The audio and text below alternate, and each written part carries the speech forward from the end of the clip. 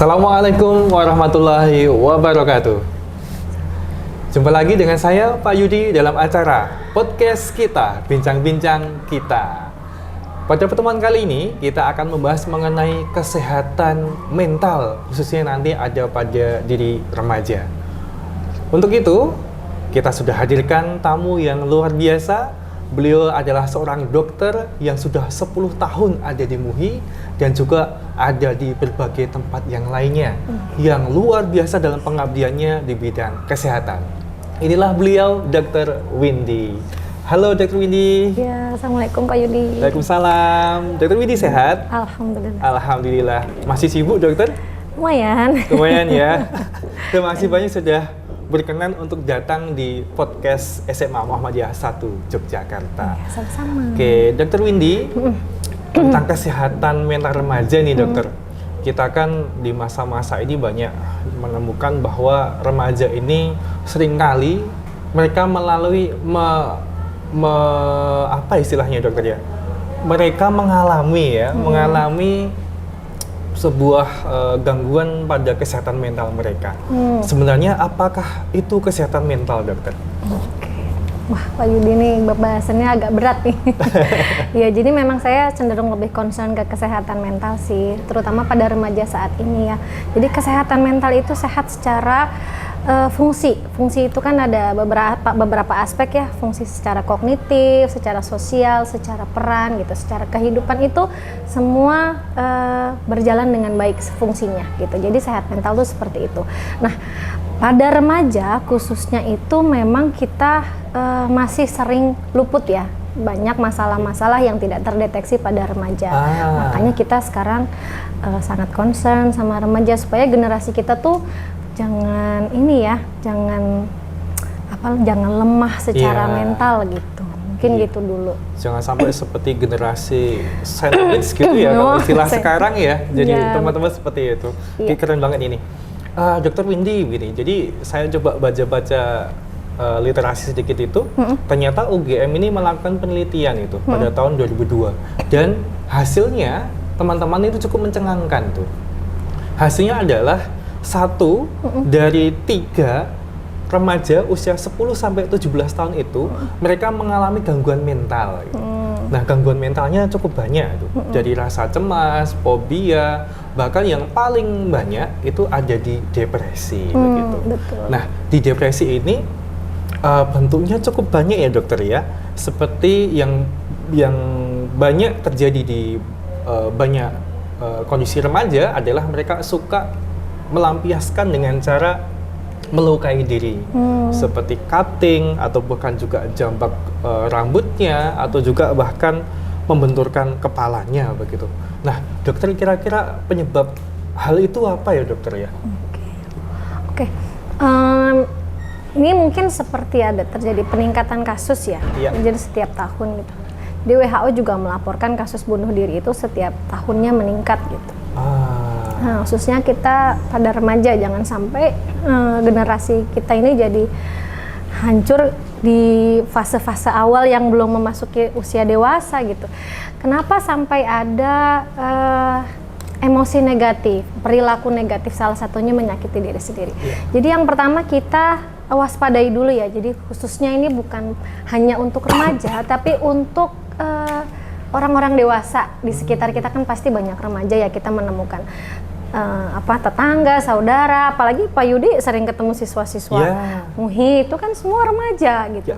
Nah, supaya kita nggak kecolongan gitu, kita pahami dulu bahwa ada perubahan perkembangan setiap fasenya. Pada remaja itu kan dia sudah nggak mau dibilang anak gitu, jadi dia sudah ada sikap untuk menunjukkan kapasitasnya dia sebagai remaja, ingin menyelesaikan masalah sendiri gitu. Terus ada perubahan lagi secara sosial, secara kognitif, secara psikis gitu. Dia udah emosinya tuh udah mulai labil, ya naik turun. Kalau masih anak-anak itu kan cenderung masih mudah diatur ya. Kalau udah masuk remaja, fase remaja itu kan usianya dari mulai 12 ya, sampai usianya 20 tahun kalau dari WHO. Nah, ini fase-fase yang perlu pendampingan dan dukungan yang ekstra. Jadi bukan diajarkan lagi. Kalau diajarkan kan anak-anak ya. Yeah. Tapi kalau remaja itu pendampingan dan dukungan. Jadi banyak juga remaja yang berhasil menyelesaikan masalahnya dengan kemampuannya yang sudah dibekali oleh orang tua, oleh keluarga, atau oleh guru-gurunya. Tapi banyak juga yang tidak berhasil. Jadi stres, kemudian bingung, maka dia melampiaskan emosinya itu karena tidak ada dukungan tadi, tidak ada pendampingan yang tepat, maka yang terjadi adalah jalan pintas. Jalan pintasnya satu-satunya cara yang menurut mereka itu paling mudah adalah dengan menyakiti diri sendiri. Nah, kasus ini nih yang kadang-kadang dianggapnya selewat aja, lah paling lebay aja gitu. Padahal ini bukan lebay gitu. Justru ini seperti warning sign ya, tanda-tanda peringatan bahwa ini bisa menjerumus yang lebih berat lagi gitu. Jadi kita sebagai orang dewasa, orang yang terdekat dengan lingkungan mereka, kita bisa mengajak berdiskusi. Ya, jadi bicara dari hati ke hati. Kemudian kita bantu apa yang menjadi masalah dalam fase perkembangannya ini gitu. Jadi kita juga ikut membekali, mungkin orang tuanya membekalinya sedikit. Nah, kita yang di sekolah atau ada di lingkungan mereka, kita juga bisa ikut memberikan kontribusi dalam fase perkembangan remajanya sehingga dia nggak salah dalam mengambil tindakan. Mungkin gitu. Berarti dari solusi ini berarti memang harus ada pendampingan secara terus-menerus ya dokter, betul. Baik dari orang tua ataupun juga dari kerabat atau mungkin bahkan dapat supportnya dari teman-temannya. Betul. Luar biasa sekali. Teman-teman ini menarik nih. Kemarin saya juga ikut training peer groupnya ya. Iya, jadi kita juga boleh loh kita kolaborasi dengan teman-teman di sekolahnya yang mungkin terpanggil terpanggil ingin membantu temannya yang lain. Misalnya dia sudah punya kapasitas mental yang baik sehingga dia ingin, aku pengen dong jadi penolong temanku yang lain misalnya gitu. Nah, itu kita ajak mungkin setiap kelas ada perwakilan, kemudian kita berikan pelatihan bagaimana mengenali tanda-tanda masalah mental, masalah jiwa gitu yang memang perlu bantuan gitu. Nah, itu kita ajak dulu temennya, kamu kok sekarang banyak diam misalnya gitu. Kamu kok sekarang cenderung menjauh dari teman-teman, kamu kok sekarang nggak nafsu makan, kamu kok matanya hitam. Nah, itu tuh tanda-tanda itu kadang-kadang miss gitu.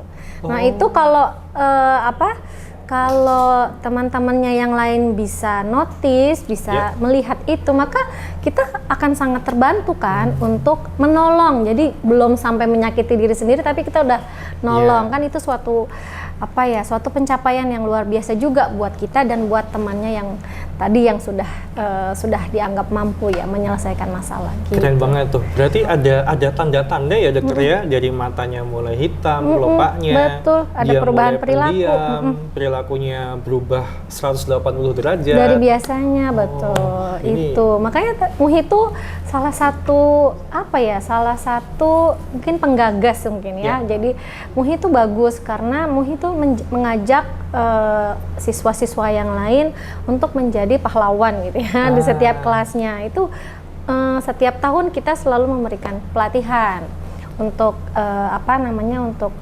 teman-teman yang lainnya. Jadi bisa ketolong lah, jangan sampai kecolongan gitu. Apalagi kan kasusnya menyakiti diri sendiri sampai akhirnya suicide, itu kan kasusnya meningkat ya. Aduh, jangan sampai deh ya. Insya Allah enggak, karena kita selalu memberikan pelatihan yang baik untuk teman-teman yang lain. Oke, keren banget dokter.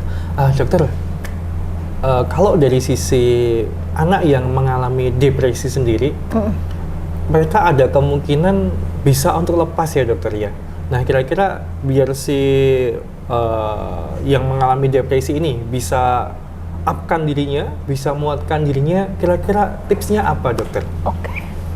Jadi yang pertama, kalau memang ternyata ini misalnya saya misalnya saya menjadi remaja yang lagi depresi gitu. Teman-teman nggak ada yang notice nih, saya udah mulai cutting misalnya. Saya udah mulai menutupi tangan-tangan, jadi pakai jaket, terus pakai sarung tangan, terus pokoknya gini tangannya gitu. Nah, ada satu hal yang perlu kita pahami bersama bahwa dia tuh nggak sendiri. ya, kita nggak sendiri.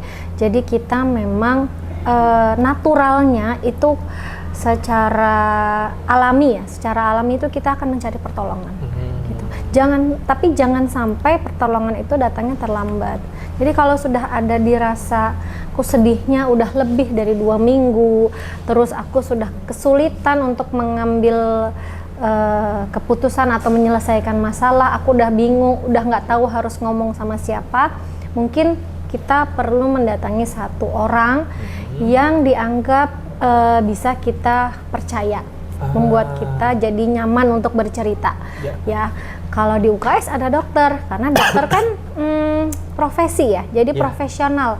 Jadi kita nggak yang akan mungkin menceritakan ke yang lain, enggak, karena kan kita dokter sudah disumpah, dokter perawat kan sudah disumpah untuk tidak menceritakan masalah atau kasus kesehatan yang sifatnya rahasia gitu, sifatnya itu yang pribadi. Nah itu nggak boleh. Jadi boleh datang ke tempat yang profesional. Di sekolah, setiap sekolah saya rasa sekarang sudah ada UKS, jadi bisa mendatangi guru BK. Kalau memang guru BK-nya dirasa menurut teman-teman, menurut siswa itu dirasa kurang nyaman, boleh mendatangi yang profesional. Yang profesional bisa perawat, nanti perawat akan mengarahkan. Mungkin kamu butuh ke psikiater kalau udah berat, tapi kalau masih ringan masih bisa ke psikolog gitu. Jadi perlu kita bekali gitu. Kapan sih kamu butuh pertolongan? Pokoknya itu tadi, rentangnya 2 minggu. Kalau udah lebih dari 2 minggu, maka udah kesulitan, daripada nanti mengganggu sekolah, daripada nanti mengganggu fungsi kita, tidurnya jadi nggak enak, sering sakit kepala, sering sakit perut gitu ya, badannya udah nggak enak, terus ngomong juga males, nggak ada rawat diri, nggak mau mandi, udah berarti perlu pertolongan profesional gitu. Jadi ada tanda-tandanya itu, kita bisa kok ngerasa ada perbedaan itu. Jadi maksimal 2 minggu. Siap, terima kasih banyak Dr. Windy, luar biasa sekali materinya. Jadi inilah teman-teman, jadi ketika kalian memang merasakan ada rasa depresi atau ada rasa gangguan mental ini, ayo lekas diidentifikasi, kemudian kita mencari ya dokter ya, mencari satu orang ataupun bahkan pihak profesional untuk nanti diajak bercerita. Dengan itu nanti insya Allah nanti akan membuat kita ini menjadi lebih lega hatinya, dan juga nanti akan terhindar dari depresi itu. Luar biasa sekali. Terima kasih sekali lagi Dr. Windy. Sama-sama Pak Yudi. Terima kasih SMA MUHI. Sukses selalu. Oke, terima kasih banyak. Demikianlah untuk podcast hari ini. Semoga memberikan banyak manfaat untuk kita. Amin. Amin ya rabbal alamin. Terima kasih. Assalamualaikum warahmatullahi wabarakatuh.